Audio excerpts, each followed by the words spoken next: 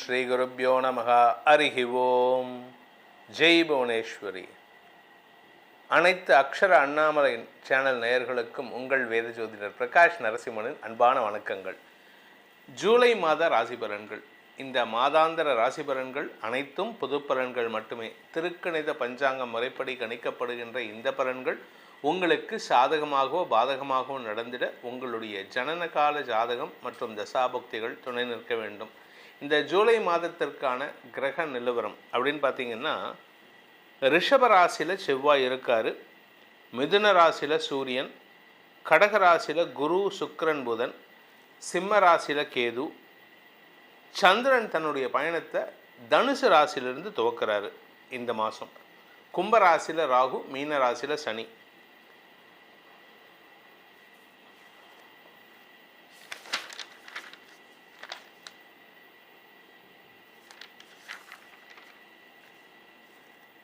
இந்த மாதத்தை பொறுத்த வரைக்கும் கிரக பயிற்சிகள்னு பார்த்தீங்கன்னா ரெண்டு கிரக பயிற்சி தான். சந்திரனுடைய பயிற்சியை தவிர முதல் பயிற்சி புதன் கடகத்தில் வக்கரமாக இருக்கார். அவர் பின்னோக்கி வக்கரகதியில் பின்னோக்கி நகர்ந்து மிதுன ராசிக்குள்ளே வராரு, தன்னுடைய சொந்த வீட்டுக்குள்ளே வராரு. அதே சமயம் சூரியன், அதாவது மிதுன ராசியில் சூரியன் இருக்கார், அவர் கடக ராசிக்கு ஜூலை 16ஆம் தேதி அன்றைக்கி பயிற்சி ஆகிறார். அதாவது ஆடி மாத பிறப்பு ஜூலை 16, 2026 அன்று. அதுக்கு அடுத்தது பார்த்திங்கன்னா ஜூலை 4ஆம் தேதி அன்றைக்கி, அதாவது ஃபஸ்ட்டு ஆரம்பத்திலேயே ஜூலை 4ஆம் தேதி அன்றைக்கி சுக்கிரன் கடக ராசியிலிருந்து சிம்ம ராசிக்கு பயிற்சி ஆகிறார். ஃபஸ்ட்டு ஜூலை 4ஆம் தேதி அன்றைக்கி சுக்கிரன் பயிற்சி, ஜூலை 7ஆம் தேதி அன்றைக்கி புதன் வக்கர பயிற்சி, ஜூலை 16ஆம் தேதி அன்றைக்கி சூரியன் பயிற்சி. இந்த 3 பயிற்சிகள் தான் இந்த மாதம் நடக்க போகிறது. இதை தவிர சந்திரன் தன்னுடைய பயணத்தை 2 நாளைக்கு ஒரு தடவை மாற்றிட்டுருக்காரு. இந்த மாதத்தில் முக்கியமான நாட்கள் அப்படின்னு பார்த்தீங்கன்னா, ஜூலை 14ஆம் தேதி அன்னைக்கு 14th ஜூலை அமாவாசை. அதாவது அமாவாசை ஆனி மாதத்தில் வரக்கூடிய அமாவாசை. அதுக்கப்புறம் தட்சிணாயன புண்ணிய காலம், அதாவது வருஷத்தை 2ஆக பிரிப்பாங்க. 6 மாதம், அயனம்னு பேர் அதுக்கு. தட்சிணாயனம், உத்தராயணம்னு. அதாவது சூரியன் தெற்கு நோக்கி தன்னுடைய பயணத்தை செய்யக்கூடிய காலம் தட்சிணாயன புண்ணிய காலம். அது என்றைக்குன்னு பார்த்தீங்கன்னா ஆடி மாத பிறப்பன்று ஜூலை 16ஆம் தேதி அன்றைக்கி நடக்கிறது. ஆடி மாத பிறப்பு ஜூலை 17லேருந்து 3 நாட்கள், ஜூலை 17, 18, 19 ஆகிய 3 நாட்கள் நதி ரஜஸ்வலான்ட்டு பேர். எப்படி பெண்களுக்கு மாசாந்திர தீட்டு 3 நாட்கள் வருமோ, அது மாதிரி வருஷ தீட்டு இந்த நதிகளுக்கு 3 நாட்கள் வரும். அதுதான் இந்த நதி ரஜஸ்வலா 3 நாட்கள். அந்த 3 நாட்களில் நதி நீராடல் தவிர்ப்பது புத்திசாலித்தனம். சாதுர்மாசிய விரதம் இந்த மாதம் 26ஆம் தேதி, ஜூலை மாதம் 26ஆம் தேதி அன்னைக்கு சாதுர்மாசிய விரதம் ஆரம்பம். சன்னியாசிகள் குருமார்களுக்கெல்லாம் நம்ம விரதம் இருக்கிறது. 27ஆம் தேதி அன்னைக்கு வாஸ்து நாள், 29 பௌர்ணமி அன்னைக்கு வியாச பூர்ணிமா. இந்த மாதத்தில் உங்களுக்கான பலன்கள் எப்படி, உங்கள் ராசிக்கான பலன் எப்படின்னு பார்க்க போகிறோம். வாருங்கள் ஆராய்வோம். துலாம் ராசி. துலாம் ராசியை பொறுத்த வரைக்கும் எதுலேயும் பேலன்ஸ்டாக இருக்கக்கூடிய நபர்கள் நீங்கள். வேலையிலையும் சரி, ஆஃபீஸ்லேயும் சரி, பர்சனல்லையும் சரி, you will try to balance, maintain your balance. ஆனால் இந்த மாதம் உங்களுக்கு கடுமையான உழைப்பு இருக்கும். வீட்டு வேலையும் ஜாஸ்தி இருக்கும், ஆஃபீஸ் வேலையும் ஜாஸ்தி இருக்கும். மேனேஜரும் கூப்பிடுவார், பாஸும் கூப்பிடுவார், வீட்டில் மனைவியும் கூப்பிடுவாங்க. நீங்கள் மனைவியாக இருந்தால் உங்கள் ஹஸ்பண்டும் வேலை பண்ண சொல்லுவார். இந்த வேலை பண்ணு, அதை போய் பண்ணு, எது கவர்மெண்ட்டுக்கு இந்த டேக்ஸை கட்டு, அந்த டேக்ஸை கட்டு, இன்சூரன்ஸை க்ளைம் பண்ணு, இன்சூரன்ஸ் கட்டு, கார் இன்சூரன்ஸ் கட்டு, 2 வீலர் இன்சூரன்ஸ் கட்டுன்னு ஏகப்பட்ட, அதாவது 360 டிகிரிஸ்லேயும் உங்களை சுழட்டி வேலை வாங்கக்கூடிய வகையில் இருக்கும். ஆனால் உங்களுடைய தலைமை பண்பை வெளிப்படுத்துவதன் மூலமாக எப்படி ஸ்மார்ட்டாக ஒர்க் பண்ணுமோ அந்த ஸ்மார்ட்னஸை கொண்டு வருவீங்க. ஆனால் இதில் நல்ல விஷயம் என்னென்னா, வருமானத்தில் இருந்த தடைகள் போகும், வருமானம் ஜாஸ்தி ஆகும். இந்த மாதம் உங்களுடைய உழைப்புக்கேற்ற வருமானம் வரக்கூடிய மாதமாக இருக்கும். நல்ல வார்த்தைகளை பேசுவீங்க. இத்தனை நாளாக நீங்கள் பேசுகிற வார்த்தையினால ஏகப்பட்ட பிரச்சனை. ஏன் அப்படின்னா, 2ஆம் வீட்டு அதிபதி சனி செவ்வாய், 2ஆம் வீட்டு அதிபதி செவ்வாய் சனியோடு சேர்ந்து இருந்தார், 7ஆம் இடத்துல செவ்வாய் இருந்தார். இதெல்லாம் உங்களுக்கு பிரச்சனைகளை கொடுத்துட்டு இருந்தது. இப்போது நீங்கள் பேசுகிற வார்த்தை அவ்வளோ சூப்பராக இருக்கும். யூ கிவ் அட்வைசஸ், நல்ல வார்த்தை. இன்ஃபேக்ட் இந்த துலாம் ராசியில் பிறந்த ஜோதிஷர்களுக்கு இந்த மாதம் ரொம்ப சூப்பரான வருமானமாக இருக்கும்.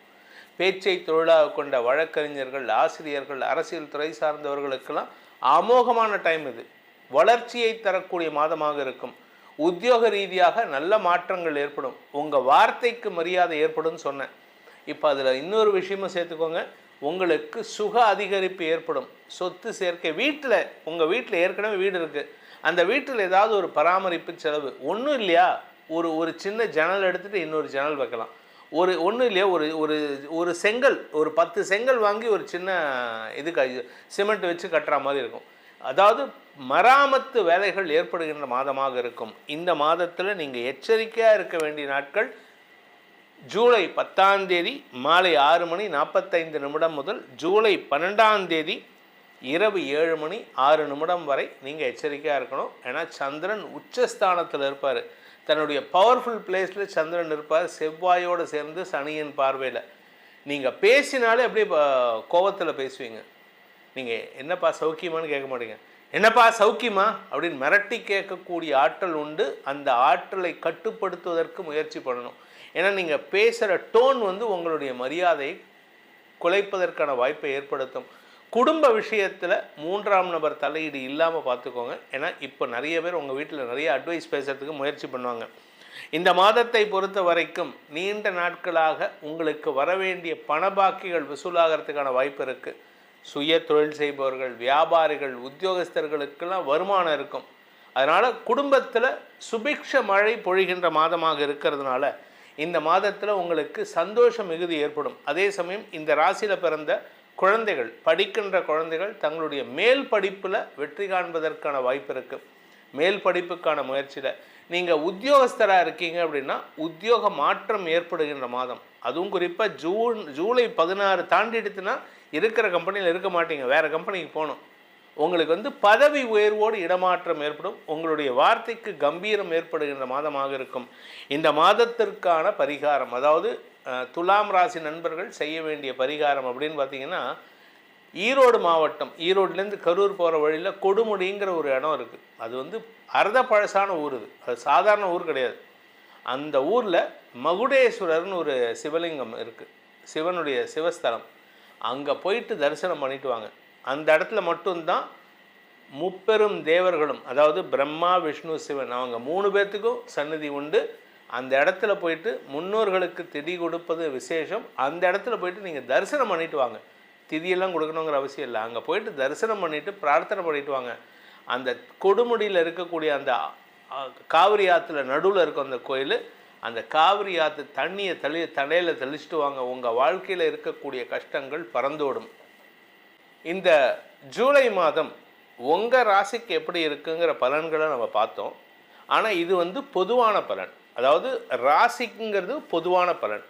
உங்கள் ஜாதகத்துக்கு, லக்னத்துக்கு இந்த பலன்கள் எப்படி அமையும் அப்படின்னு தெரிஞ்சுக்கணுன்னு விருப்பம் இருக்கிறவங்க கீழே கொடுக்கப்பட்டுள்ள நமது தொலைபேசி எண்களில் நேரடியாக வருவதற்கு ஒரு நம்பர் 80ன்னு ஆரம்பிக்கிற நம்பர் நேரடி அப்பாயின்மெண்ட்டுக்கு, 72ன்னு ஆரம்பிக்கிற நம்பர் வாட்ஸ்அப்பில் ஃபோனில் கான்டாக்ட் பண்ணி கன்சல்ட் பண்ணுறதுக்கு.